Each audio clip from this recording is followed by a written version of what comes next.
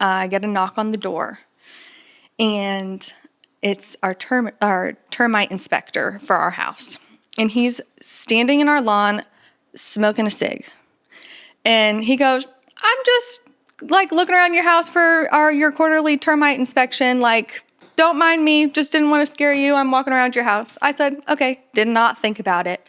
Went back, sat down, back in my computer, continued working. Like 7 minutes goes by. He knocks on my door again, and he starts talking. He was like, yeah, I just want to tell you a little bit about my story. He said, my name is Mark Wilkers. He was like, I don't know if you can tell, but half of my body doesn't work. I got stuck in a conveyor belt. Whoa. And he shows me like these massive scars. He's missing half of his fingers on his one hand. Wow. And he was like, yeah, I got stuck in a conveyor belt. And the only thing that I could think of was on the way to the hospital is if my God cares about the sparrows and the birds and all of these little insignificant things in the world, like my God is going to care about me.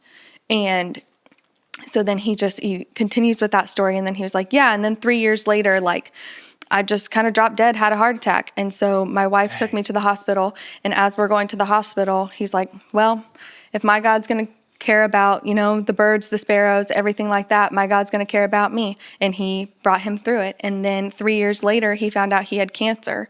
And so he was going through that, and everybody said he was going to die. And he said, if my God cares about the sparrows and he cares about the birds and everything that is insignificant on this world, like in this world, my God is going to care about me. And so he's sharing this, and he was like, I just want to tell you, like, anxiety is a real thing. And that's what the devil, like, and he has no idea that I'm going through any of this. Crazy. He said, anxiety is a real thing. And that's how the devil gets to Christians, is he makes them scared to go out into the world and to share his good news. But if our God is going to care about something so insignificant, like the sparrows and the birds of this world, our God is going to care about you. So don't worry about a thing. Wow. And I am standing in my doorway. He was an angel. Bawling my eyes out. In front of him? Yeah. You just started crying? He said, let me tell you about my God. And like, I kind of like could understand where it was going. Uh-huh. And I just like, I was just standing there with tears rolling down my face. Like, oh my gosh. That's insane. And wow. You hear these stories of God sending angels to people, and you to help you through different aspects, whether that's somebody on earth that he sends you to talk you through it and to show his grace and his mercy to you.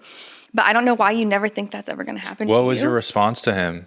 Did you tell him that, like, you have no idea what I've been feeling recently? No, I literally said, you don't know how much this just helped me right now. I've been struggling a lot. Thank you so much. And I physically couldn't get any more words out of my mouth.